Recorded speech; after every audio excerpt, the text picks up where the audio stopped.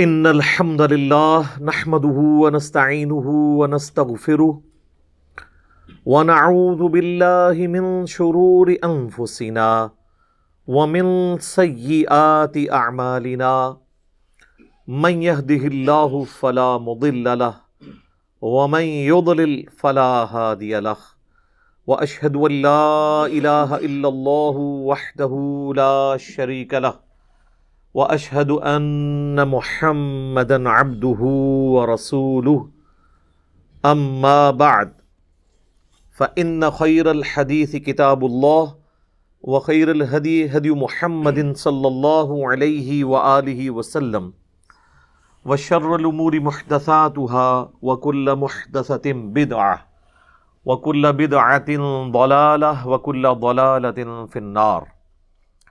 اعوذ باللہ السمیع العلیم من الشیطان الرجیم من ہمزہ ونفخہ ونفثہ بسم اللہ الرحمن الرحیم رب اشرح لی صدری ویسر لی امری واحلل عقدۃ من لسانی یفقہوا قولی.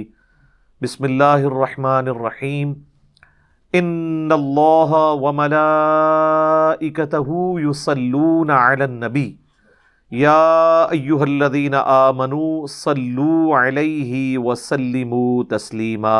اللہم صلی علی محمد وعلی آل محمد کما صلیت علی ابراہیم وعلی آل ابراہیم انک حمید مجید. اللہم بارک علی محمد وعلی آل محمد کما بارکت علی ابراہیم وعلی آل ابراہیم انک حمید مجید. اللہم ربنا آتنا فی الدنیا حسنۃ وفی الآخرۃ حسنۃ وقنا عذاب النار. ربنا آتنا من لدنک رحمۃ وہیئ لنا من امرنا رشدا. لا الہ الا انت سبحانک انی کنت من الظالمین. حسبنا اللہ ونعم الوکیل. یا حی یا قیوم برحمتک استغیث ولا حول ولا قوة الا باللہ العلی العظیم. آمین. الحمدللہ آج 22 نومبر 2020 کو سنڈے کے دن قرآن کلاس نمبر 55 میں ہم انشاءاللہ تعالی سورہ آل عمران کی آیت نمبر 142 سے آنورڈ سٹارٹ کریں گے. پچھلی کلاس میں بھی میں نے عرض کیا تھا کہ یہ مسلسل 60 آیات سورہ آل عمران کی آیت نمبر 121 سے لے کر 180 تک یہ غزوہ احد کی لائیو کمنٹری ہے. اسی کانٹیکسٹ میں گفتگو جاری ہے. اعوذ باللہ من الشیطان الرجیم بسم اللہ الرحمن الرحیم. ام حسبتم ان تدخلوا الجنہ، کیا تم یہ گمان کرتے ہو کہ تمہیں جنت میں ایسے ہی داخل کر دیا جائے گا؟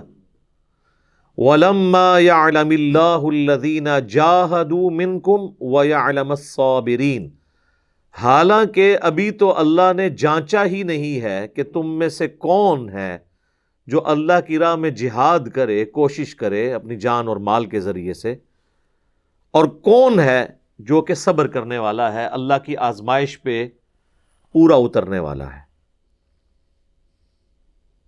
یہ بڑی سخت آیت ہے اس حوالے سے کہ صحابہ اکرام کو چونکہ غزوہ احد میں تکلیف پہنچی تھی تو اللہ تعالیٰ نے فرمایا کہ اللہ تعالیٰ نے تو آزمائش کے بغیر چھوڑنا نہیں کسی کو بھی، جب تک اللہ تعالیٰ جانچے گا نہیں.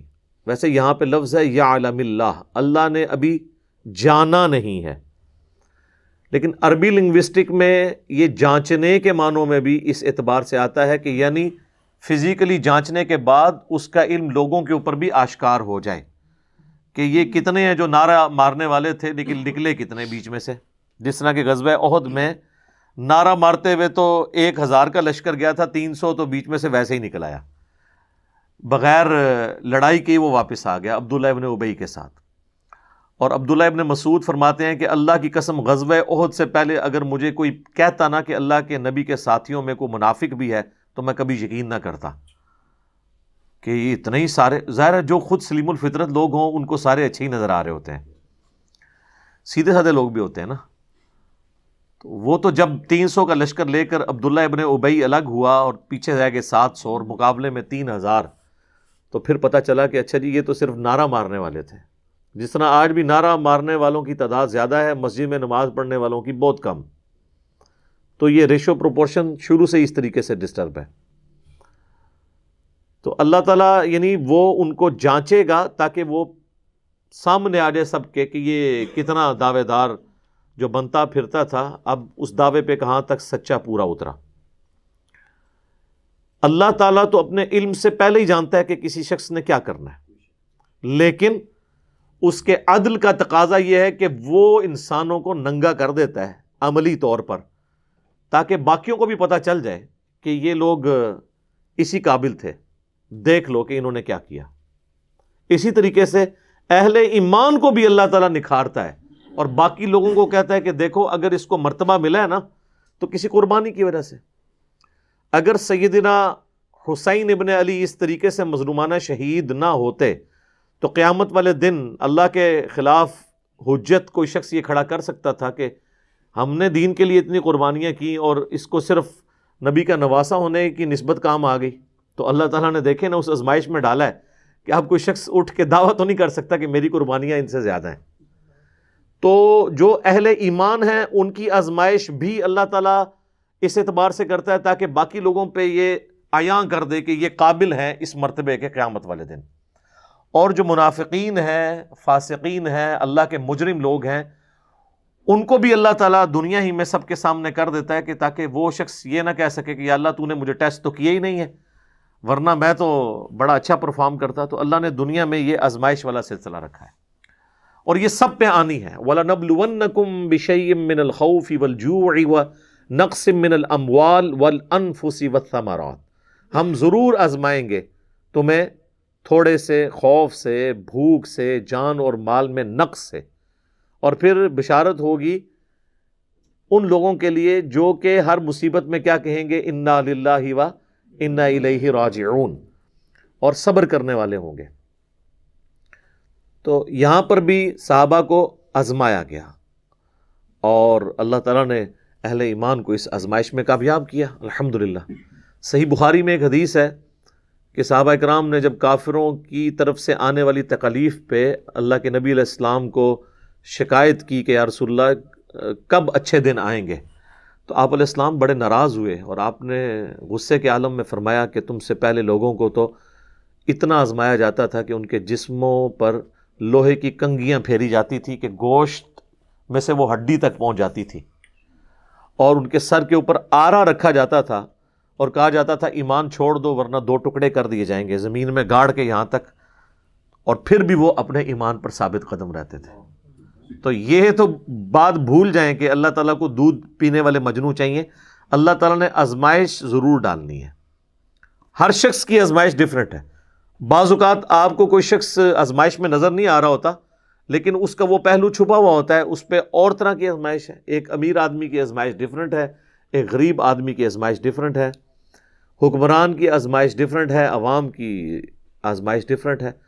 At the end of the day Allah تعالیٰ نے سب کو آزمانا ضرور ہے، یہ تو شرط ہے.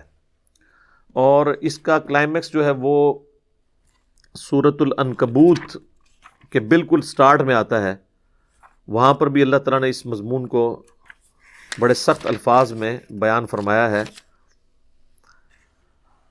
الف لام میم احسب الناس ان یترکوا ان یقولوا آمنا وهم لا یفتنون. کیا لوگوں کو اس بات پہ ہی چھوڑ دیا جائے گا کہ بس وہ کہیں کہ ہم ایمان لائے اور ان کی آزمائش نہ ہوگی. وَلَقَدْ فَتَنَّ الَّذِينَ مِن قَبْلِهِمْ، اور بے شک اللہ نے ان سے پہلے بھی جتنے لوگ گزرے ہیں تمام نبیوں کے امتیوں کو آزمایا تھا. فَلَيَعْلَمَنَّ اللَّهُ الَّذِينَ صَدَقُوا وَلَيَعْلَمَنَّ الْكَاذِبِينَ. تو اللہ تعالیٰ ضرور یہ جانچ کر رہے گا کہ کون اپنے دعوے میں سچے ہیں اور کون جو ہیں وہ جھوٹے ہیں.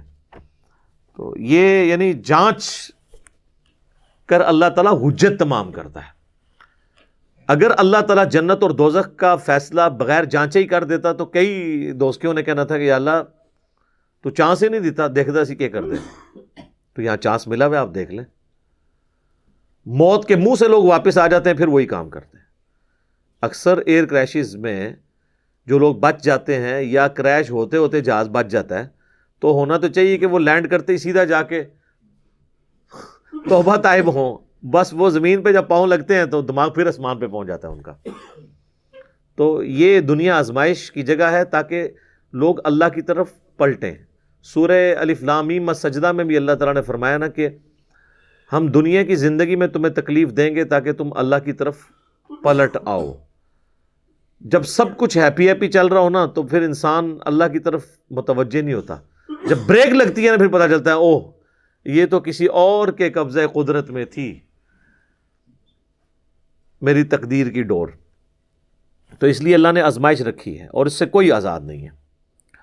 وَلَقَدْ كُنْتُمْ تَمَنَّوْنَ الْمَوْتَ مِنْ قَبْلِ أَن تَلْقَوْهُ، اور یہ غزوہ احد سے پہلے تو تم تمنا کرتے تھے کہ ہم تو موت سے ملاقات کے لیے بےتاب ہیں، اور اللہ تعالیٰ ہمارے کہ موت آنے سے پہلے ہی تم اس چیز کے بڑے خواہش مند تھے کہ یہ موت کیوں نہیں آتی، یہ زندگی اللہ کی امانت ہے، ہم فوراً اللہ کے حوالے کریں. موت سے پہلے موت مانگ رہے تھے تم. فَقَدْ رَأَيْتُمُوهُ وَأَنْتُمْ تَنْظُرُونَ، تو اب تم نے بہت دیکھ لی اپنی آنکھوں سے اپنے سامنے کہ یہ اتنا آسان کام نہیں ہے جان دینا. دیکھ لینا وہ آزمائش، یعنی نبی علیہ السلام کے ساتھ صرف 12 لوگ رہ گئے غزوہ احد میں 700 میں سے. ایسی بھاگدڑ مچی کہ باقی لوگ چھوڑ کے چلے گئے. آج والے کہتے ہیں ہم گردن کٹا دیں گے، یہ پتہ چل جاتا اس زمانے میں. وہ میرا ایک کلپ بھی ہے نا یوٹیوب پہ، تیرے ہوتے جنم لیا ہوتا. تو وہ اس میں نے صحیح مسلم کی ایک حدیث بتائی تھی سیدنا حذیفہ ابن یمان کے حوالے سے. وہ آپ کلپ دیکھیں کہ وہ بات کرنا بڑا آسان ہے، پریکٹیکلی اس پہ عمل کرنا بہت مشکل ہے. تو اب موت تم نے اپنی آنکھوں سے دیکھ لی سامنے، اب پتہ چل گیا کہ موت کتنا آزمائش والا معاملہ ہے. انسان ویسے تو بڑی تمنا کرتا ہے، لیکن جب میدان جنگ میں آزمائش سے گزرنا پڑتا ہے پھر پتہ چلتا ہے کون ثابت قدم ہے. اب اگلی جو آیت ہے 144، یہ بڑی اہم آیت ہے سورہ آل عمران کی. اس میں اس واقعے کی طرف اشارہ ہے جو اللہ کے محبوب صلی اللہ علیہ وآلہ وسلم کی شہادت کی خبر جو ہے وہ مشہور ہو گئی تھی. المستدرک للحاکم میں ڈیٹیل کے ساتھ پوری حدیث ہے کہ نبی علیہ السلام کو زخم اتنا لگا کہ آپ کا اتنا خون بہہ گیا کہ آپ بے ہوش ہو گئے. اس کی وجہ سے یہ چیز مشہور ہوگی کہ آپ شہید ہو گئے. تو کئی صحابہ نے اپنی تلواریں پھینک دیں انکلوڈنگ سیدنا عمر کہ اب ہم نے کیوں لڑنا ہے. تو اللہ تعالیٰ نے اس کے اوپر گرفت فرمائی کہ نبی علیہ السلام کا سٹیٹس ایک انسان والا ہے. ان سے پہلے بھی جتنے پیغمبر گزرے وہ بھی انسان تھے، اور انسان کو ظاہر موت آئے گی. تو اس کا یہ مطلب نہیں ہے کہ تم نے دین سے الٹے قدم پھر جانا ہے. یہ دین جو تم نے قبول کیا ہے یہ اللہ کے نبی علیہ السلام کے اوپر یا اللہ کے اوپر کوئی احسان نہیں ہے، یہ تمہارا اپنے اوپر احسان ہے. اگر ثابت قدم رہو گے تو اللہ تعالیٰ تمہیں جزا دے گا، اور اگر جو کوئی دین سے الٹے قدم پھرے گا تو اللہ کا کچھ بگاڑ نہیں سکے گا. تو اس حوالے سے یہ آیت مبارکہ ہے. وما محمد الا رسول، اور دیکھو محمد تو نہیں ہے مگر ایک رسول. قد خلت من قبلہ الرسل، ان سے پہلے بھی کئی رسل گزر چکے ہیں. افا اماتا، اگر یہ پاکستان میں شہید ہو جائیں اور عربی میں مر جائیں، کیونکہ یہ ماتا کا ترجمہ تو پاکستان میں شہید کیا جاتا ہے نا، حالانکہ شہید بھی عربی زبان کا لفظ ہے. وہ انتقال یا وصال شریف کیا جاتا ہے بلکہ. افا اماتا او قتلا، یا شہید ہو جائیں پاکستان میں اور عربی میں قتل کر دیے جائیں. قتلا انقلبتم علی اعقابکم، تو کیا تم اپنے دین سے الٹے قدم پھر جاؤ گے. ومن ینقلب علی عقبیہ، تو جو کوئی بھی اپنے دین سے الٹے قدم پھرے گا فلن یضر اللہ شیئا، تو وہ اللہ کا کچھ نہیں بگاڑ سکے گا، یعنی وہ اپنا ہی نقصان کر لے گا. وَسَيَجْزِي اللَّهُ الشَّاكِرِينَ، اور ان قریب اللہ تعالیٰ جزا دے گا شکر گزاری کی روش اختیار کرنے والوں کو. اور شکر گزاری کیا ہے؟ ٹوٹل اوبیڈینس اللہ کی. بخاری اور مسلم دونوں میں حدیث ہے، حضرت سہل بن سعد الساعدی کہتے ہیں کہ اللہ کی قسم میں جانتا ہوں کہ غزوہ احد کے موقع پر جب اللہ کے نبی صلی اللہ علیہ وآلہ وسلم کو زخم لگا اور آپ کے دانت شہید ہو گئے تو کون شخص تھا جو آپ کے زخم کو دھوتا تھا اور کون پانی لے کر آیا؟ اور پھر انہوں نے بتایا کہ سیدنا علی رضی اللہ تعالیٰ عنہ علیہ السلام نے ایک ڈھال کو الٹا کر کے، ڈھال یعنی ایک طرف پیٹ نکلا ہوتا ہے، اسے الٹا کریں تو برتن بن گیا، اور اس میں پانی لے کر آئے اور سیدہ فاطمہ نے نبی علیہ السلام کا وہ زخم دھویا، اور جب خون نہیں رکتا تھا تو سیدہ فاطمہ سلام اللہ علیہا نے ایک کپڑا کاٹن کا جلا کے اس کی راکھ وہاں پر رکھی۔ یہ آج بھی بڑا آزمودہ طریقہ ہے، اور زخم جو ہے نا وہ اس سے خون رسنا بند ہو گیا، چونکہ آپ کا خون اتنا نکل چکا تھا کہ ظاہر ہے کہ جب خون زیادہ نکل جائے اور بلڈ پریشر لاس ہو جائے تو انسان بے ہوشی کے عالم میں چلا جاتا ہے، اور اسی وجہ سے یہ چیز مشہور ہو گئی تھی کہ اللہ کے نبی صلی اللہ علیہ وآلہ وسلم وفات پا گئے۔ تو کئی لوگوں نے تلواریں پھینک دی۔ المستدرک للحاکم میں اس کانٹیکسٹ میں ڈیٹیل حدیث موجود ہے، اور ایک اور حدیث ہے جو کم از کم صحیح بخاری میں 4 دفعہ ڈیٹیل کے ساتھ آئی ہے، وہ سیدنا ابو بکر کا خطبہ ہے نبی صلی اللہ علیہ وآلہ وسلم کی وفات کے فوراً بعد۔ اس کے اوپر میری الگ سے بھی کئی ایک ویڈیوز ریکارڈڈ ہیں جس میں نے وہ احادیث ڈسپلے بھی کی ہیں صحیح بخاری کے اندر، کہ جب نبی صلی اللہ علیہ وآلہ وسلم کی وفات ہوئی تو سیدنا ابو بکر جو ہیں وہ حجرہ عائشہ میں داخل ہوئے، چونکہ محرم بھی تھے، اور اس حال میں کہ انہوں نے دیکھا کہ مسجد میں جھمگٹا لگا ہے اور سیدنا عمر جو ہیں وہ تلوار اٹھائے کھڑے ہیں کہ جو کوئی کہے گا کہ محمد صلی اللہ علیہ وآلہ وسلم دنیا سے جا چکے ہیں تو میں اسے قتل کر دوں گا۔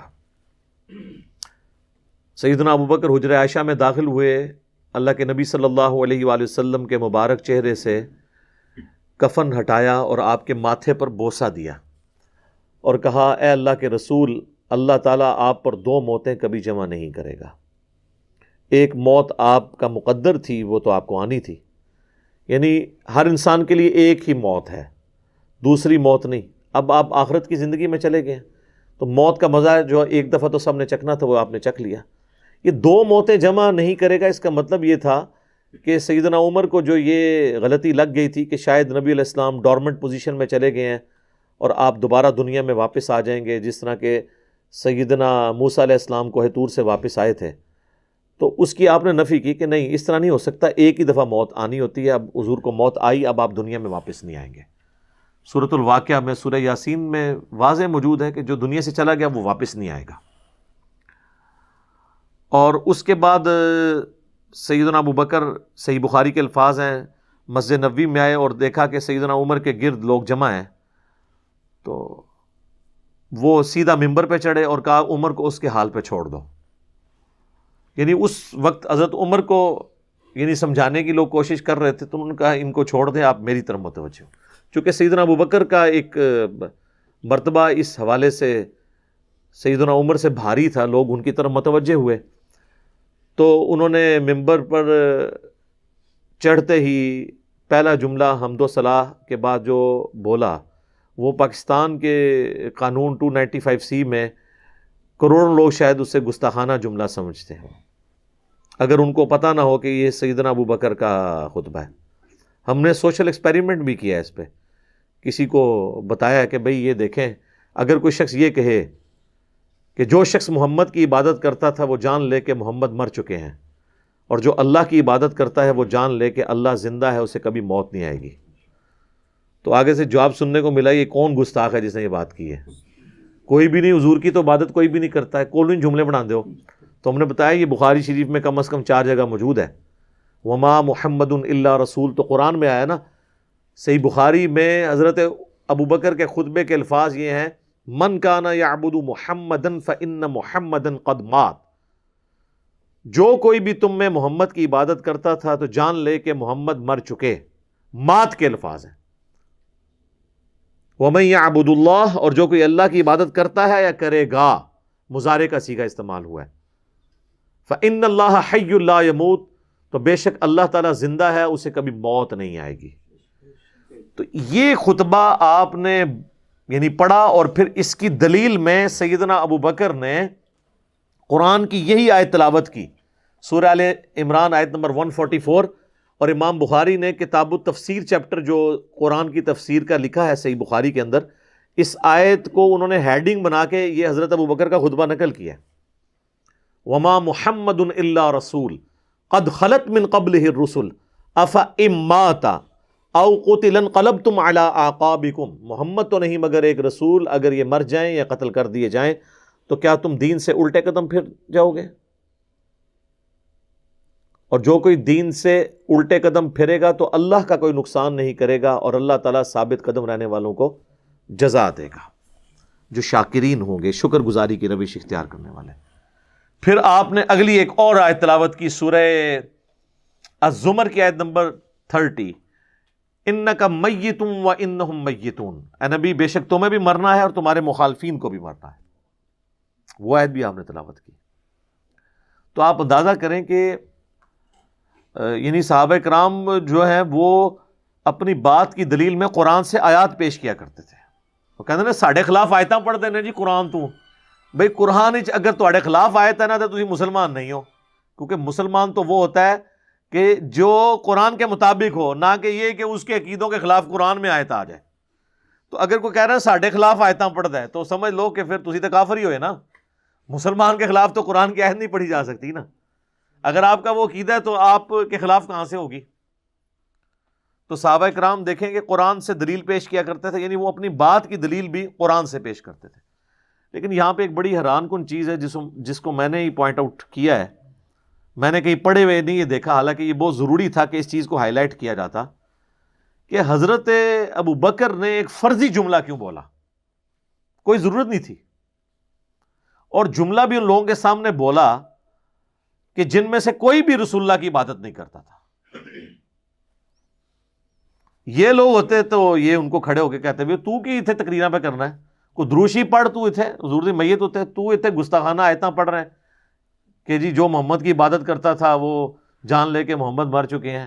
ایک اتنے لکھے ہے قرآن چ کون ہی گلا بنانا ہے، سیدھے کوئی عبادت نہیں کرتے، خود سے ہی باتیں بناتے ہو۔ سیدنا ابو بکر نے بیسیکلی امت کو یہ میسج دیا کہ نبی علیہ السلام کی تعلیم یہ ہے کہ آپ کو بت نہیں بنانا، اور اس پہ میں بولا کرتا ہوں کہ یہ محمد رسول اللہ صلی اللہ علیہ وآلہ وسلم کی کامیابی ہے کہ آپ نے ایسی ٹیم اپنے بعد چھوڑی ہے جو ان کی میت پہ ان کے فضائل بیان نہیں کر رہی، توحید بیان کر رہی ہے، کیونکہ ان کو پتا تھا کہ محمد رسول اللہ سے بھی آلموسٹ 500-600 سال پہلے ایک شخصیت دنیا میں گزری جس کے نام پہ دنیا کا سب سے بڑا شرک ہو رہا ہے، عیسیٰ ابن مریم۔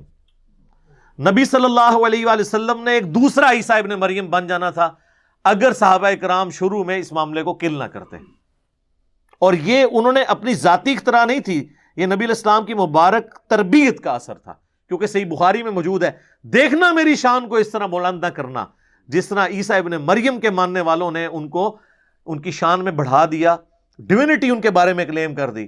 میں اللہ کا بندہ اور اس کا رسول ہوں، مجھے اللہ کا بندہ اور اس کا رسول ہی کہنا۔ تو دیکھ لیں سیدنا ابو بکر نے عقیدہ توحید اس وقت امت میں راسخ کیا۔ یہاں تو کوئی پیر کوئی بزرگ مر جاتا ہے نا تو اس کی شان میں نغمے بنا لیے جاتے ہیں۔ یہ بھی دیکھ لیں آپ، کل خادم رضوی صاحب کی ڈیتھ کے اوپر وہ کسی نے راتوں رات بیٹھ کے ترانہ بھی لکھ لیا ہے، اور وہ ترانہ انہوں نے بڑے اچھے انداز میں اس کو گا بھی دیا ہے، اور ان کی میت کے اوپر وہ چل بھی رہا ہے۔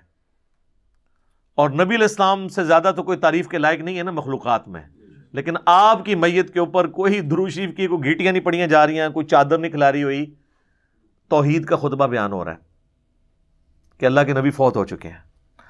سیدنا عمر کے الفاظ ہیں صحیح بخاری میں، جب میں نے ابو بکر کا یہ خطبہ سنا تو میری ٹانگیں میرے جسم کا بوجھ نہیں اٹھا سکی۔ اچھا، آپ لوگ قرآن و حدیث سنتے ہیں تو غصہ آ جاتا ہے، صحابہ قرآن و حدیث اپنے عقیدے کے خلاف سنتے تھے نا تو ان کی ٹانگیں ان کے جسم کا بوجھ نہیں اٹھاتی تھی، وہ اتنے پشیمان ہوتے تھے کہ میں غلط کانسیپٹ کے اوپر ہوں، میں فوراً رجوع کروں۔ اور سیدنا ابو بکر کے خطبے کے بعد سیدنا عمر کہتے ہیں مجھے یقین آ گیا کہ حضور فوت ہو چکے ہیں۔ اور پھر بخاری کے الفاظ ہیں، صحابہ کہتے ہیں کہ ہم کئی دن تک ہماری یہ حالت تھی، جب ہم ایک دوسرے کو ملتے تھے نا تو ہم یہ آیت سناتے تھے، وما محمد الا رسول قد خلت من قبلہ الرسل، یہ سورہ آل عمران کی آیت نمبر 144، تاکہ ہمیں یہ یقین آ جائے کہ نبی علیہ السلام دنیا سے جا چکے ہیں۔ ایک دوسرے کو یہ آیت سنایا کرتے تھے، گستاخانہ آیت، یہ تو گستاخانہ ہی کہتے ہیں نا، یہ ہوتے تھے جناب ایک دوسرے نو جنا کچھ اور ہی سنا دے، ناتا سنا دے رہتے۔ تو صحابہ نے ظاہر ہے انہوں نے تو مشن لے کے چلنا تھا نا، ان کو تو پتا تھا کہ پیغمبر کا کام ہے اللہ کا پیغام دنیا تک پہنچانا، اس کے بعد وہ امت کے کام حوالے کر کے چلے گئے ہیں۔ اب پیغمبر کے ساتھ نسبت اس کی ہوگی، محمد رسول اللہ کا لاڈلا قیامت کے دن وہ ہوگا، حضور کی شفاعت کا حقدار وہ شخص ہوگا جو نبی الاسلام کے مشن کو آگے لے کے چلے گا۔ یہ نہیں ہے کہ جو جتنا اونچا نعرہ مارے گا، یہ چیز نہیں۔ ہم لوگوں نے تو اس حوالے سے بالکل کانسیپٹ جو ہے نا وہ بدل لیے ہوئے ہیں، چونکہ ہم نے قرآن پڑھا نہیں ہے، اس لیے ہمیں اندازہ نہیں ہے کہ قرآن پاک میں نبی صلی اللہ علیہ وآلہ وسلم کا سچا محب اور سچا پیروکار کس شخص کو ڈکلیئر کیا گیا ہے، جو آپ صلی اللہ علیہ وآلہ وسلم کا مددگار ہوگا ان کے دین کے بارے میں، ان پر نازل ہونے والی کتاب پر ایمان لانے والا ہوگا۔ اس حوالے سے قرآن حکیم میں ایک آیت موجود ہے جہاں پہ نبی صلی اللہ علیہ وآلہ وسلم سے متعلق پریڈکشن آئی ہے، یعنی تورات اور انجیل کے اندر جو آپ کی خصوصیت بیان ہوئی تھی، اور اس کے ساتھ نبی صلی اللہ علیہ وآلہ وسلم کا ذکر خیر آیا ہے کہ آپ صلی اللہ علیہ وآلہ وسلم جو ہیں وہ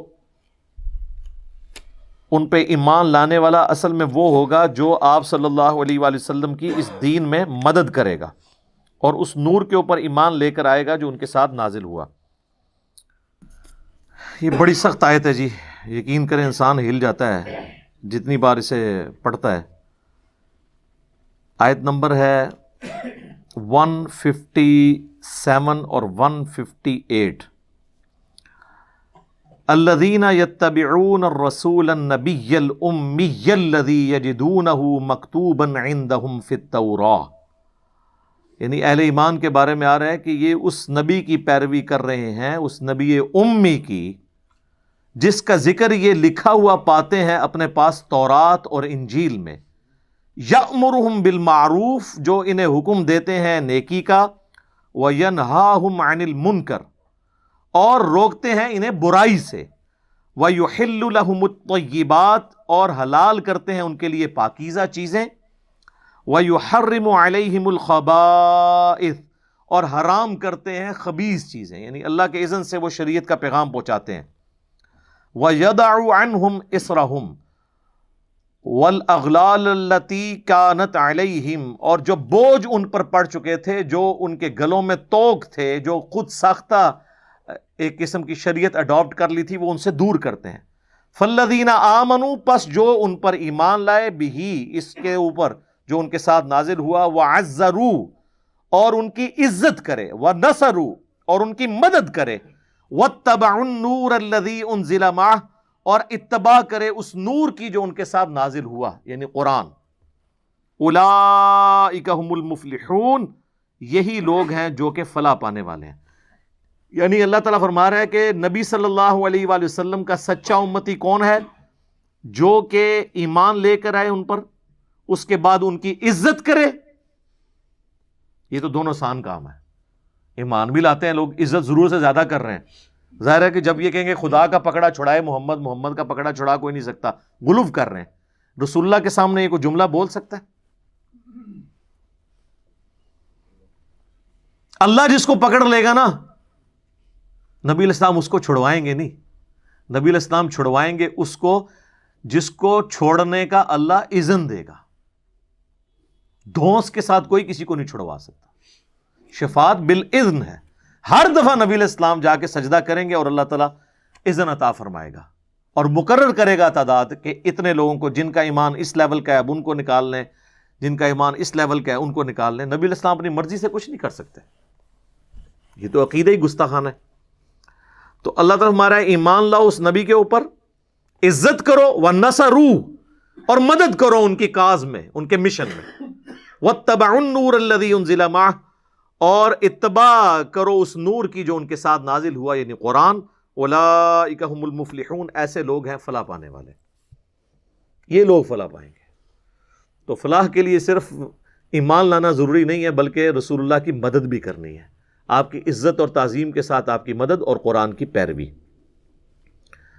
تو صحابہ اکرام نے حضور کی میت کے اوپر عقیدہ راسخ کر کے بالکل صحیح بات بتا دی، اور آپ دیکھیں صحابہ کو کبھی یہ وہم بھی نہیں آیا تھا کہ نبی علیہ السلام سے ہم نے جا کے اب ڈائریکٹ کوئی بات کرنی ہے، ورنہ آپ دیکھیں حضور کی میت رکھی ہوئی ہے، صحیح بخاری میں ڈیٹیل موجود ہے، میرا ایک کلپ بھی ریکارڈڈ ہے، سیدہ فاطمہ کا قاتل کون، اس میں نے ڈیٹیل سے سقیفہ بنی ساعدہ کی حدیث بیان کی تھی کہ کسی کے دماغ میں بھی یہ مشورہ نہیں آیا کہ نبی علیہ السلام سے آپ کی ابھی میت باہر ہے، ابھی تو قبر میں نہیں گئے، جو لوگ قبر پہ جا کے مانگتے ہیں اور بزرگ بابوں کی، رسول اللہ تو ابھی ان کی میت باہر رکھی ہوئی ہے، جا کے آپ کے میت سے جا کے پوچھ لیں کہ یا رسول اللہ بتائیں آپ کا سکسیسر کون ہے آپ کے بعد۔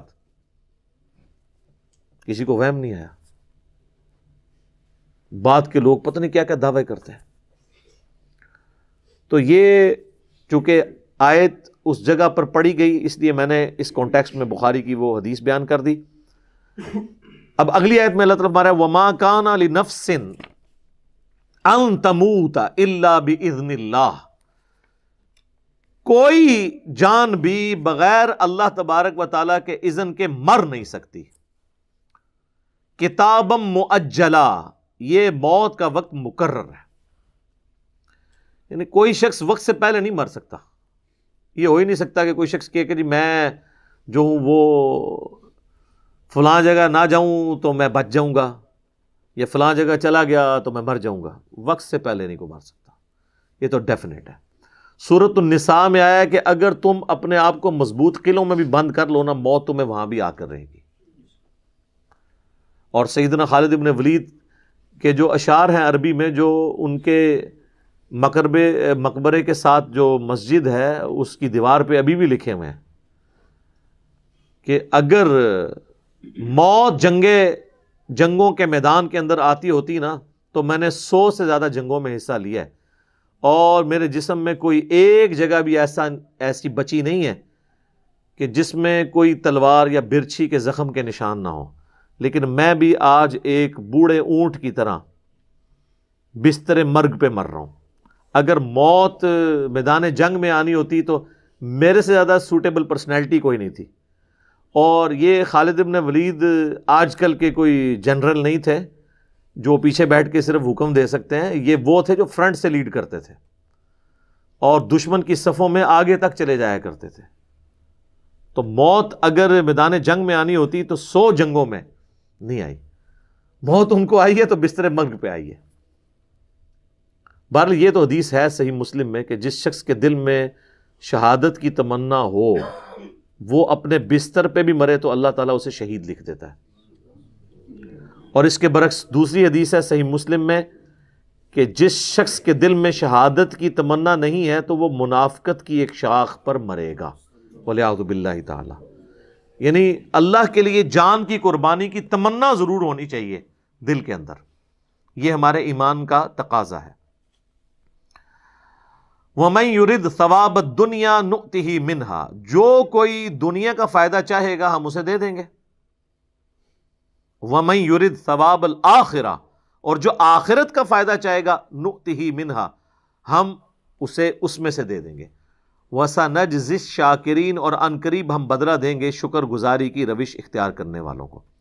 یعنی جو دنیا میں سارا فائدہ اٹھانا چاہتا ہے اللہ تعالیٰ اس کو فائدہ دے دے گا، اور وہ بھی 100% کنفرم نہیں ہے، بعض اوقات لوگ محنت کرتے ہیں آؤٹ پٹ کچھ نہیں نکلتی، لیکن اوورآل رول یہی ہے محنت کا پھل دنیا میں مل جاتا ہے، اور جو آخرت کے لیے کوشش کرے گا اسے آخرت کا ملے گا۔ اس کا یہ مطلب نہیں ہے کہ دنیا کی محنت چھوڑ کے صرف آخرت کی کرنی ہے، یہ مطلب نہیں ہے اس کا، کیونکہ دوسری جگہ سورۃ البقرہ میں گزر چکا ہے ربنا آتینا فی الدنیا حسنہ وفی الآخرۃ حسنۃ وقنا عذاب النار۔ اہل ایمان کی روش ہے کہ وہ ہم سے دعا کرتے ہیں اے اللہ ہمیں اس دنیا میں بھی بھلائیاں عطا فرما اور آخرت میں بھی بھلائیاں عطا فرما، اور آخرت کی سب سے بڑی بھلائی عطا فرما دے ہمیں جہنم کی آگ سے بچا لے۔ اللہم اجرنا من النار، آمین۔ ربنا اصرف عنا عذاب جہنم ان عذابها کان غراما، آمین۔ اللہم انی اعوذ بک من عذاب جہنم، آمین۔ تو اہل ایمان وہ ہیں جو دنیا کے ساتھ ساتھ آخرت کی بھی فکر کرتے ہیں، اور جو دنیا دار ہیں وہ کہتے ہیں آخرت دیکھی جائے گی، دنیا میں جو کچھ کمانا ہے نا وہ کما لو۔ وَكَأَيٍّ مِّن نَبِيٍّ قَاتَلَ مَعَهُ رِبِّيُّونَ كَثِيرٌ، اور کتنے ہی نبی ایسے گزرے ہیں کہ ان کے ساتھ میدان جنگ میں قتال میں شامل ہوئے ربی لوگ، اللہ والے لوگ۔ یہ ربی کی ٹرم ابھی بھی استعمال ہوتی ہے یہودیوں کے ہاں، جس طرح ہم اپنے علماء کے لیے استعمال کرتے ہیں نا علامہ، تو وہ ربا استعمال یہ کرتے ہیں، مربی کا لفظ استعمال ہوتا ہے اللہ والے۔ یہ وہی ہے جو سورہ آل عمران میں پہلے گزر چکی ہے، کونوا ربانیین۔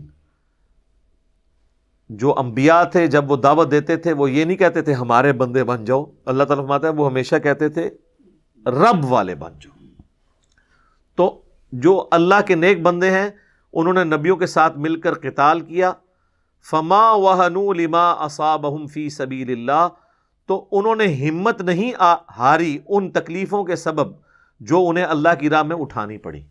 اب یہ بیسیکلی ساتھ ساتھ تربیت ہو رہی ہے نا صحابہ کی، غزوہ احد میں واضح فتح شکست میں بدل گئی، تو اب بتایا جا رہا ہے کہ اب ہمت ہار کے تو نہ بیٹھ جاؤ نا، ایک جنگ میں اگر نقصان ہو گیا، تم سے پہلے بھی انبیاء کے ساتھ جن لوگوں نے قتال کیا ہے انہیں بھی تکلیفیں اٹھانی پڑی، اور الٹیمیٹلی اللہ تعالیٰ نے انہیں سرخرو کیا۔ تو اگر اب یہ تکلیفیں گزارنی پڑ رہی ہیں تمہیں، تو تم یاد کرو ان لوگوں کو جو تم سے پہلے انبیاء کے پیروکار تھے، انہوں نے کبھی ہمت نہیں ہاری ان تکالیف کے بعد۔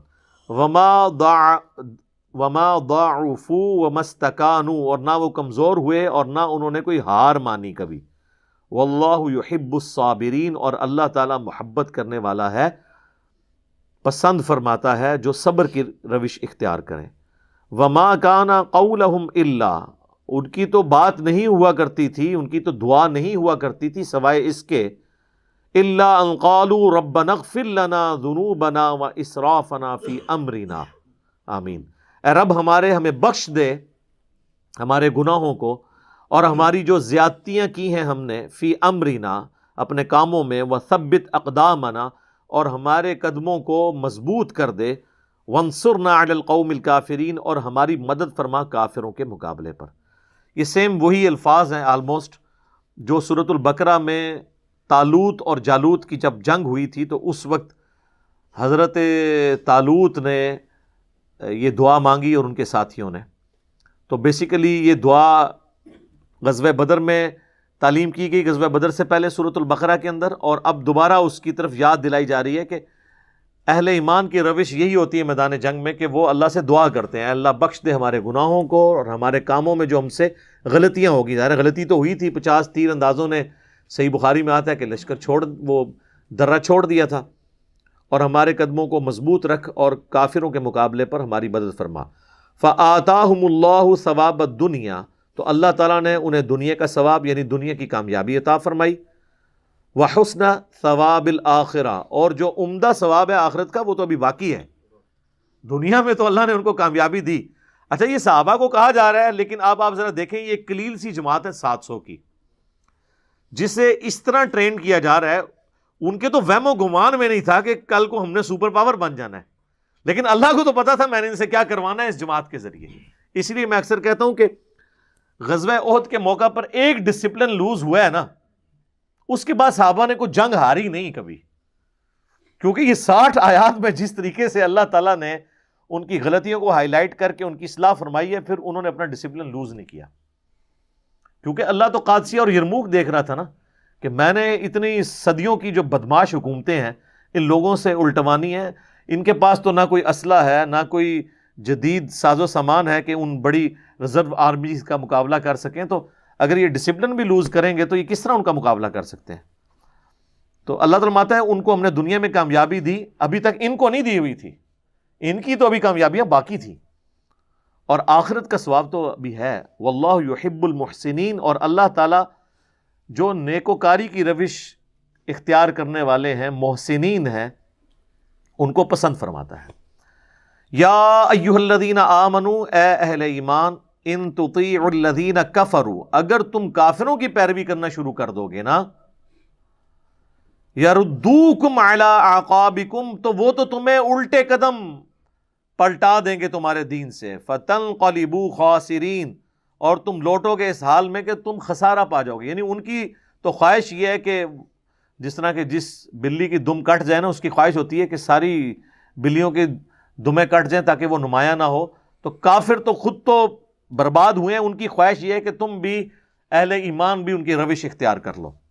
یہ اسپیسیفکلی یعنی یہودیوں کے بارے میں، مسلمانوں میں گھسے ہوئے تھے، منافقین تھے، اندر سے کافر تھے، اور وہ اس طرح کی باتیں کرتے تھے جن کی وجہ سے مسلمانوں کے حوصلے پست ہوتے. تو اللہ تعالیٰ نے فرمایا ان کی باتوں کی طرف توجہ نہیں دینا، تم نے نبی علیہ السلام کی پیروی اختیار کرنی ہے. بل اللہ مولاکم، بلکہ اللہ ہے تمہارا مولا، پشت پناہ، مددگار. وَهُوَ خَيْرُ النَّاصِرِينَ، اور وہ سب سے بہتر مدد فرمانے والا ہے. یعنی ہماری روش یہی ہونی چاہیے، ہم اللہ کی طرف رجوع لائیں. آگے چل کے وہ دعا آ بھی جائے گی کہ اہل ایمان کو جب کافروں کی سازش کی خبر پہنچتی ہے تو وہ کہتے ہیں حسبنا اللہ ونعم الوکیل. وہ اسی صورت میں وہ آیت بھی آ جائے گی. بلکہ صحیح بخاری میں موجود ہے، عبداللہ ابن عباس کہتے ہیں کہ جب ابراہیم علیہ السلام کو آگ میں پھینکا جانے لگا تو انہوں نے پڑھا تھا حسبنا اللہ ونعم الوکیل. اور جب تمہارے نبی پہ مشکل وقت آتا تھا تو وہ بھی کہتے تھے حسبنا اللہ ونعم الوکیل. یہ بہترین وظیفہ ہے، ہم نے اللہ ہی پر بھروسہ کیا اور وہ بہتر کارساز ہے. یہ بہترین وظیفہ ہے حسبنا اللہ ونعم الوکیل. لیکن وظیفہ خالی یعنی تسبیح میں پڑھنے کے لیے نہیں، واقعی وہ پوری توجہ کے ساتھ، پورے درد کے ساتھ اس کو فالو کیا جائے. سنلقی فی قلوب الذین کفروا الرعب، ان قریب ہم کافروں کے دلوں میں تمہارا رعب ڈال دیں گے. بما اشرکوا باللہ، بسبب اس کے کہ انہوں نے اللہ کے ساتھ شرک کیا. مشرک جو ہے نا وہ مسلم سے دب جائے گا. صحیح بخاری اور مسلم میں حدیث ہے کہ مجھے اللہ نے 5 ایسی خصوصیات دی ہیں جو مجھ سے پہلے کسی پیغمبر کو نہیں دی. نمبر 1، پوری زمین میرے لیے سجدہ گاہ بنا دی ہے، میرے امتی جہاں چاہیں نماز ادا کر سکتے ہیں. دوسرا، مال غنیمت میرے لیے حلال کر دیا ہے، جنگ میں کافروں کا چھوڑا ہوا سامان حلال ہو گیا ہے. پہلے حلال نہیں تھا، بلکہ وہ اوپن مجمع میں رکھتے تھے، آسمان سے آگ آ کے اس کو جلا دیتی تھی. نمبر 3، اللہ تعالیٰ نے 1 مہینے کی مسافت سے میرا روب کافروں کے اوپر ڈال دیا. اور حضور کی پریکٹیکل لائف میں بھی آپ دیکھ لینا، غزوہ تبوک کے موقع پر جب نبی علیہ السلام 30,000 کا لشکر لے کے گئے ہیں اور کوئی ساز و سامان سے لیس نہیں تھا، بڑی مفلسی کے ساتھ جیش العسرہ تھا وہ، اور مقابلے پر رومن امپائر 1.5 لاکھ کی فوج خود کیسر روم لیڈ کر کے عرب کے بارڈر پہ آیا ہوا تھا، اور وہ پہلے آ کے وہاں بیٹھا ہوا للکار رہا تھا. جب حضور پہنچے تو حضور کے آنے سے پہلے ہی بھاگ گیا، ورنہ یرموک وہیں پہ ہو جانی تھی. تو یہ 1 مہینے کی مسافت سے اللہ تعالیٰ نے روب ڈال دیا. پھر نبی علیہ السلام 40 دن تک رومن امپائر کے بارڈر پہ رہے، اور وہاں کے جتنے قبائل تھے ان کے ساتھ معاہدے کیے ریٹن میں کہ یا تو تم ہمارا ساتھ دو گے یا نیوٹرل رہو گے. رومن امپائر کا اب ساتھ نہیں دینا. ظاہر ہے وہ تو ویسے ہی اب ڈر گئے نا کہ بھئی جس کے دبدبے سے وہ کیسے روم بھاگ گیا ہے تو یہ تو زیادہ پاورفل لوگ ہیں. تو اللہ تعالیٰ ہمارا ہے کہ چونکہ مشرک ہے، وہ شرک کرنے والا ہے، اس پہ اہل ایمان کا روب ہے. تو وہ میں 5 چیزیں جو بتا رہا تھا بخاری و مسلم میں، زمین سجدہ گاہ بن گئی، مال غنیمت حلال ہو گیا. نمبر 2، نمبر 3، 1 مہینے کی مسافت سے اللہ تعالیٰ نے میری مدد فرمائی ہے. نمبر 4، مجھے پوری انسانیت کے لیے پیغمبر بنایا ہے، اگلے انبیاء قوم اور قبیلے کے لیے ہوتے تھے. اور نمبر 5، اللہ نے مجھے شفاعت کا اذن دیا ہے. اور صحیح مسلم میں ایک 6ٹھی فضیلت بھی ہے کہ اللہ تعالیٰ نے مجھ پہ ختم نبوت فرما دی ہے. اور مسلم شریف میں ایک اور حدیث میں آیا کہ اللہ نے مجھے جوامع کلمات کے ساتھ مبعوث کیا ہے. میں بات مختصر کرتا ہوں اور اس کی گہرائی بہت زیادہ ہوتی ہے. گہرائی یہ نہیں ہے کہ معرفت کی گل سمجھ ہی نہ آئے کسی نو. ساڑھے تھے جڑا کوئی پٹھی گل کرتا ہے نا تو وہ سمجھتے ہیں کہ بڑی گہری بات کی ہے. نبی علیہ السلام کی گہری باتیں یہ نہیں ہوتی تھی کہ سمجھ ہی نہ کسی کو آئے. وہ اتنی سادہ بات ہوتی تھی کہ اس کا مفہوم ہر بندہ سمجھ آتا تھا، اور آپ جتنے مرضی جگہ اس کو فٹ کریں وہ چیز فٹ ہوتی. جیسا کہ بخاری کی پہلی حدیث ہے، انما الاعمال بالنیات، اعمال کا دار و مدار نیتوں پر ہے. ہر شخص کے لیے وہ ہے جس کی اس نے نیت کی. اگر کسی شخص نے کسی عورت سے نکاح کے لیے ہجرت کی تو اس کی ہجرت اس کے لیے لکھی جائے گی، اور جس نے اللہ اور اس کے رسول کے لیے ہجرت کی تو اس کی ہجرت ان کے لیے لکھی جائے گی. اب یہ کہنے کو تو ایک چھوٹی سی حدیث ہے انما الاعمال بالنیات، لیکن سر پوری زندگی کو کور کرتی ہے.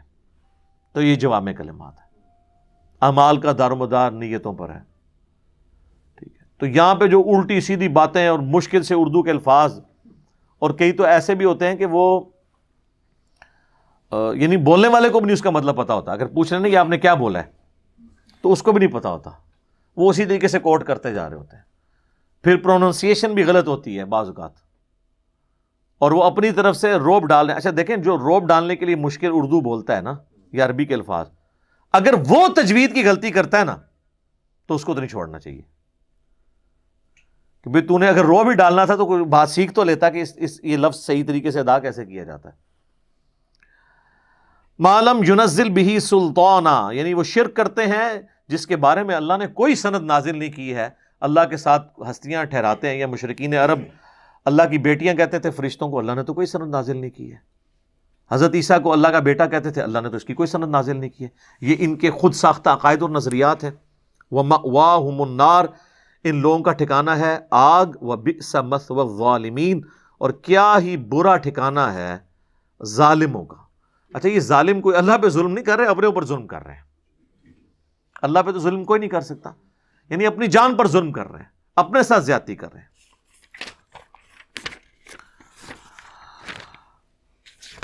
وَلَقَدْ صَدَقَكُمُ اللَّهُ وَعْدَهُ، اور بے شک اللہ نے تو اپنا وعدہ پورا کر دیا تھا۔ کیا وعدہ تھا؟ کہ غزوہ احد میں تمہیں فتح دوں گا۔ اب صحابہ کے دل میں یہ بھی آ رہا تھا کہ بھئی نبی علیہ السلام تو ہمیں پہلے بشارت دے رہے تھے کہ جنگ جیت جاؤ گے، تو ہم تو ہار گئے ہیں، لیکن وہ ایک لمحے کے لیے بات بھول گئے کہ یہ جنگ جیت کے ہارے تھے۔ تو جیت کے کیوں ہارے تھے؟ اپنی غلطیوں کی وجہ سے۔ تو اللہ تعالیٰ ہمارا وَلَقَدْ صَدَقَكُمُ اللَّهُ وَعْدَهُ، اور بے شک اللہ تعالیٰ نے تو دیکھو اپنا وعدہ پورا کر دیا تھا۔ اِذْ تَحُسُّونَهُمْ بِإِذْنِهِ، جبکہ وہ اللہ کے حکم سے تم کافروں کو کاٹ رہے تھے، حَتَّى، یہاں تک کہ اِذَا فَشِلْتُمْ وَتَنَازَعْتُمْ فِي الْأَمْرِ، تم نے بزدلی دکھائی اور اللہ کے نبی علیہ السلام کے حکم میں تنازع کھڑا کر دیا۔ وَعَصَيْتُم مِّن بَعْدِ مَا أَرَاكُم مَّا تُحِبُّونَ، اور اس کے بعد کہ تم میں جو چیز پسند تھی تم نے وہ دیکھ لی تو تم نافرمانی میں مبتلا ہو گئے۔ اچھا، اب وہ پسندیدہ چیز کون سی ایسی دیکھ لی تھی کہ وہ اللہ کے نبی کی نافرمانی میں مبتلا ہو گئے؟ آگے اس کا ذکر آ جائے گا، مال غنیمت۔ اچھا، بعض لوگوں نے یہ سمجھا کہ شاید یہ قرآن میں جو آیات ہیں یہ شاید صحابہ کی توہین ہو جائے گی، تو انہوں نے اس کا مطلب اپنی طرف سے مولڈ کر دیا کہ جی یہ من بعد ما اراکم ما تحبون سے مراد ہے جنگ میں فتح۔ تو چونکہ صحابہ کی یہ خواہش تھی کہ جنگ میں فتح ہو، تو یہ ان کی محبوب ترین چیز تھی، تو جنگ میں فتح پانے کے بعد انہوں نے جو ہے وہ مال غنیمت سمیٹا، مال غنیمت کی محبت میں نہیں سمیٹا، اور اس میں ڈاکٹر اسرار صاحب بھی شامل ہیں۔ تو اس طریقے سے قرآن کے منہ میں آپ اپنا لقمہ ڈال نہیں سکتے۔ قرآن تو وہ کتاب ہے جس میں باطل داخل ہی نہیں ہو سکتا۔ اگلے الفاظ اس آیت کی حفاظت کریں گے کہ اس سے مراد کیا ہے، اور پھر بخاری اور مسلم میں جو احادیث موجود ہیں وہ تو بالکل واضح ہیں۔ صحیح بخاری میں آپ غزوہ احد کا چیپٹر نکال کے پڑھ لیں تو آپ کو پتہ چل جائے گا کہ نافرمانی کی نبی علیہ السلام کی، اور آپ کے الفاظ کیا تھے۔ صحیح بخاری میں الفاظ ہیں، آپ نے 50 تیر اندازوں کا لشکر عبداللہ ابن جبیر، یہ جیب کے ساتھ ہے، ان کی سرکردگی میں ایک پہاڑی ٹیلے پہ کھڑا کیا، کیونکہ آپ کو یہ خطرہ تھا کہ پیچھے تو پہاڑ ہے نا، تو یہ تو پیچھے سے تو کافر حملہ آور نہیں ہو سکتے، سامنے سے حملہ آور ہوں گے۔ ایک راستہ تھا پیچھے سے آنے کا، تو آپ نے اس راستے میں وہ جو ایک پہاڑی چوٹی تھی چھوٹی سی، جو آج بھی آپ غزوہ احد کے جو شہداء ہیں ان کے قبرستان کے پاس موجود ہے، آپ چڑھ کے دیکھ سکتے ہیں، زیادہ اونچی نہیں ہے، اس پہ 50 تیر انداز اکٹھے کر دیے اور ان کی ڈیوٹی لگائی کہ اگر پیچھے سے کافروں نے حملہ کیا نا تو تم نے ان کو تیر مارنے ہیں، اسی وجہ سے کافر پیچھے سے حملہ نہیں کر سکے۔ اور آپ نے اتنے سخت لفظ استعمال کیے کہ تم دیکھو کہ پرندے ہماری بوٹیاں اٹھا کے لے کے جا رہے ہیں، تب بھی تم نے میرے حکم کے بغیر یہ درہ نہیں چھوڑنا۔ مجھے بتائیں اس سے زیادہ کس طرح کسی کو سمجھایا جا سکتا ہے؟ لیکن جب بھگدڑ مچی، کافر بھاگنا شروع ہو گئے، مسلمان ان کو قتل کرتے جا رہے تھے، وہ اپنا سامان چھوڑ کے بھاگتے جا رہے تھے، تو وہاں جو درے پہ لوگ موجود تھے انہوں نے کہا لو جی ہم تو جیت گئے ہیں، تو انہوں نے اپنا درہ چھوڑ دیا. صرف 15 بندے وہاں پر رہے، 35 نے چھوڑ دیا. اور اس وقت عبداللہ بن جبیر چیختے رہے کہ اللہ کے نبی نے منع کیا تھا. جو ان کے لیڈر تھے انہوں نے نہیں چھوڑا، لیکن باقیوں نے بات نہ سنی اور انہوں نے خود اجتہاد کر لیا. انہوں نے کہا یہ اللہ کے نبی نے تو اس لیے فرمایا تھا نا کہ اگر شکست ہو جائے، یہ تو شکست کی صورت میں تھا نا، اب تو فتح ہو چکی ہے. اب مجھے بتائیں اگر شکست کی صورت میں نیچے آ کے کیا کرنا ہے سامان سمیٹ کے؟ فتح کی کیس میں یہ بات ہو سکتی تھی نا، شکست میں تو پھر جا کے اپنے جو لوائقین ہیں ان کی لاشیں سنبھالنی تھی، نہ کہ مال غنیمت سمیٹنا تھا. یہ لاجیکل بھی نہیں تھی بات. لیکن بس وہ اس وقت ایک کیفیت طاری ہوئی، اور پھر خالد بن ولید کی عقابی نظریں دیکھ رہی تھیں. وہ کافروں کی طرف سے آئے تھے، انہوں نے دیکھا لو جی درہ خالی ہوا ہے. انہوں نے، وہ کیولری کے سپہ سالار تھے، وہ سارے گھوڑ لشکر والا حصہ ان کے پاس تھا، پیدل جنگ والا نہیں، گھوڑوں والا. انہوں نے پیچھے سے آ کے حملہ کیا. 70 سے زیادہ صحابہ شہید ہو گئے. انصار کا کوئی گھر نہیں تھا جس میں کوئی میت نہ ہو، حتیٰ کہ نبی علیہ السلام کے بھی دانت شہید ہو گئے. آپ کی شہادت کی خبر مشہور ہو گئی. صحابہ نے تلواریں پھینک دی کہ اب تو حضور ہی چلے گئے ہیں، تو اب پیچھے ہم کیا کریں گے.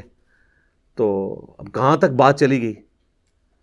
اور اس پہ میں نے ایک خطرناک جملہ بولا تھا کہ اللہ کے نبی دنیا میں موجود ہوں تب بھی اگر آپ کے ساتھی، آپ کے امتی آپ کی نافرمانی کریں تو اللہ کے نبی کو بھی اس کا اس اعتبار سے تکلیف کا سامنا کرنا پڑتا ہے اپنے امتیوں کے کرتوتوں کی وجہ سے. اور آج تو اللہ کے نبی ہم میں موجود بھی نہیں ہے. آج ہمیں کس چیز کا غرور ہے کہ ہم اللہ کے نبی کی نافرمانی کریں اور اللہ کی مدد ہمارے لیے آ جائے. جب اللہ کے نبی دنیا میں فزیکلی موجود تھے، اس وقت جب نافرمانی ہوئی تو اللہ نے یہ پرواہ نہیں کی کہ چلو یار انہوں نے غلطی کی ہے تو نبی کی وجہ سے میں ان کو بھی چھوڑ دوں. الٹا نبی علیہ السلام کے بھی مبارک دانت شہید ہو گئے. کتنی خطرناک بات ہے. یہ ہے کتابوں کا خدا، یہ بابوں کا خدا نہیں ہے. یہاں تو بزرگ نگاہ مار کے تو پتہ نہیں کیا کر دیتے ہیں. ٹھیک ہے، ہاں بزرگ جڑے نا وہ یوٹیوب تو گستاخانہ فلمہ نہیں ڈیلیٹ کر سکتے، نگاہ مار کے اپنے مرید ہی ساڑ سکتے ہیں. وہ ہے کہانیاں بنی ہوئی ہیں. یہ یعنی بڑا خطرناک معاملہ ہے. تو اللہ تعالیٰ کہ تم نے جب وہ دیکھ لیا جو تمہیں پسند تھا تو وہ مال غنیمت ہی تھا. دیکھ لیں اسی آیت میں آ گیا منکم من یرید الدنیا، تم میں سے بعض ہیں جو دنیا کے طلبگار ہو چکے ہیں. ومنکم من یرید الآخرہ، اور بعض ہیں جو آخرت کے طلبگار ہیں. اب مجھے بتائیں جنگ میں فتح جو ہے یہ دنیا کی طلب ہے یا آخرت کی طلب ہے؟ آخرت کی. کوئی کافر کے خلاف جنگ جیتنا، تو یہاں کیوں آیا کہ تم میں سے دنیا کے طلبگار بھی ہیں؟ جنگ میں جیتنے کی خواہش رکھنا ہے یہ دنیا پرستی ہے کیا کافروں کے خلاف؟ نہیں. تو یہ مال غنیمت کا ذکر ہے. اور تم میں سے بعض آخرت کے چاہنے والے ہیں. آخرت کے چاہنے والے وہ 15 تھے جنہوں نے اللہ کے نبی کے حکم کو نہیں توڑا. ثم صرفکم عنہم لیبتلیکم، پھر پیچھے ہٹا دیا تمہیں ان کے تعاقب سے تاکہ وہ آزمائے تمہیں. اللہ تعالیٰ نے پھر غیبی مدد کی ہے، ادروائز تو معاملہ بڑا تلپٹ ہو گیا تھا. وَلَقَدْ عَفَا عَنْكُمْ، بے شک اللہ تعالیٰ نے تمہیں معاف کر دیا. تو معاف کس چیز پہ کیا جاتا ہے؟ غلطی کے اوپر. وَاللَّهُ ذُو فَضْلٍ عَلَى الْمُؤْمِنِينَ، اور اللہ تعالیٰ اہل ایمان پر فضل و کرم فرمانے والا ہے. یہیں پہ اسے کنکلوڈ کرتے ہیں. انشاءاللہ اگلی دفعہ ہم اگلی آیات میں ڈسکس کریں گے. بہرحال یہ آیت اس بات کا ثبوت ہے کہ اپنی غلطیوں کے باوجود اللہ تعالیٰ نے صحابہ کرام علیہم رضوان کو معاف فرما دیا. لہٰذا آج کی ڈیٹ میں ہم اس واقعے کو تو ضرور ڈسکس کرتے ہیں، اس سے عبرت بھی ضرور حاصل کرتے ہیں، لیکن اس کی بنیاد کے اوپر کسی صحابی کی توہین نہیں کر سکتے، کیونکہ جب اللہ نے معاف کر دیا تو ہم تو کوئی نہیں ہوتے ہیں کہ ان کی توہین بیان کریں. تو یہ ایک ایکسٹریم ہے کہ کوئی ان کی بے عزتی کرنا شروع کر دے، اور دوسری ایکسٹریم وہ ہے جو کہ جی اس طرح کی آیتیں پڑھنی نہیں چاہیے، اس کا درس ہی نہیں ہونا چاہیے جس میں صحابہ کی گستاخی کا پہلو نکلتا ہو. تو ان کا عقیدہ تو کفر کی طرف جا رہا ہے، کیونکہ یہ تو اللہ تعالیٰ نے چیزیں بیان کی ہیں، تو جو چیز اللہ نے بیان کی ہے وہ منوان اسی طریقے سے بیان ہوگی. اس سے بڑھ کے چیزیں بیان ہو رہی ہیں. حضرت آدم علیہ السلام کی غلطی بار بار قرآن میں ڈسکس ہوئی ہے، تو اگر حضرت آدم علیہ السلام کی غلطی ڈسکس کرنا گستاخی نہیں ہے تو صحابہ کی غلطیاں ڈسکس کرنا تو یہ تو چھوٹا جرم ہوگا نا. بڑا جرم تو کسی نبی کی غلطی کو ڈسکس کرنا ہے. لیکن اس کے بعد آپ نے توہین نہیں کرنی، بلکہ اس سے عبرت حاصل کرنی ہے. جو اللہ تعالیٰ نے سورۃ الاعراف میں فرمایا کہ ہم نے قصہ آدم اور ابلیس تم سے اس لیے بیان کیا تاکہ اے اولاد آدم، جس طرح شیطان نے تمہارے ماں باپ کو ورگلایا اور انہیں جنت سے نکلوا دیا، تمہیں نہ کہیں ورگلا دے. اور اس میں تو بڑے سخت الفاظ ہیں، تمہارے ماں باپ کے کپڑے اتروا دیے شیطان نے. وہ جنتی لباس اتر گیا تھا نا، اور اس میں آتا ہے کہ وہ پتوں سے پھر اپنی شرمگاہیں چھپانے لگے. یعنی یہ کتنے سخت الفاظ ہیں کہ تمہارے ماں باپ کے کپڑے شیطان نے اتروا دیے، تو اسی بندے دے پتر بن کے رہنا ہے. دیکھ لو، تو اب اس میں کوئی حضرت آدم علیہ السلام کی توہین نہیں ہے، بلکہ یہ توہین گستاخیاں، یہ تو گستاخ عربی تے گاف ہوندی کوئی نہیں. یہ سارے ایتھے بنائے ہوئے الفاظ نے. دین کو سمجھیں. جب آپ دین شخصیات کی عزتوں کو دین سمجھنا شروع کر دیتے ہیں نا، تو پھر دین کا حلیہ بگڑ جاتا ہے. دین کی اصل توحید ہے، معرفت الہی ہے، اور تمام بزرگ ہستیاں ان کا احترام ہے، لیکن یہ اللہ تعالیٰ کی راہ بتلانے والی ہیں، نہ کہ ان کی عبادت اور ان کی رسپیکٹ اس حوالے سے شروع کر دی جائے کہ نہ آپ قرآن پڑھ سکیں نہ حدیث پڑھ سکیں. بار شریعت کے مقدمے میں مفتی امجد علی جو خلیفہ اعلیٰ حضرت کے، انہوں نے باقاعدہ لکھا ہے کہ قرآن میں جن جگہوں پر انبیاء کی غلطیوں کا بیان ہوا ہے، اس کو تلاوت کے علاوہ پڑھ کے درس دینا حرام ہے. دیکھو اندازہ کرو، جبکہ قرآن کیا کہہ رہا ہے کہ ہم نے قصہ آدم اور ابلیس اے اولاد آدم اس لیے بیان کیا تاکہ تمہارے ماں باپ کو جس طرح اس نے ورگلایا اور اس نے جنت سے نکلوا کے ان کے کپڑے اتروا دیے، تمہارے ساتھ یہ کام نہ ڈال دے. اور یہ کہتے ہیں اس کا ترجمہ کر کے نہیں لوگوں کو بتانا، اسی لیے شیطان کہتے بھی چڑھے ہوئے ہیں نا، اور کپڑے اتر رہے ہیں. پوری دنیا میں مسلمانوں کے کپڑے اتر رہے ہیں، قرآن کو تو چھوڑ دیا. اللہ تعالیٰ سے دعا ہے جو حق بات میں نے کہی اللہ تعالیٰ ہمارے دلوں میں راسخ فرمائے. اگر جس بات میں میرے منہ سے کوئی غلط بات نکل گئی، اللہ تعالیٰ ہمیں معاف فرما دے، دلوں سے محب بھی کر دے اسے. ہمیں کتاب و سنت کی تعلیمات پر عمل کر کے دوسرے بھائیوں تک پہنچانے کی توفیق عطا فرمائے. سبحانک اللہم و بحمدک، اشہد ان لا الہ الا انت، استغفرک و اتوب الیک، وما علینا الا البلاغ المبین. جزاکم اللہ خیرا.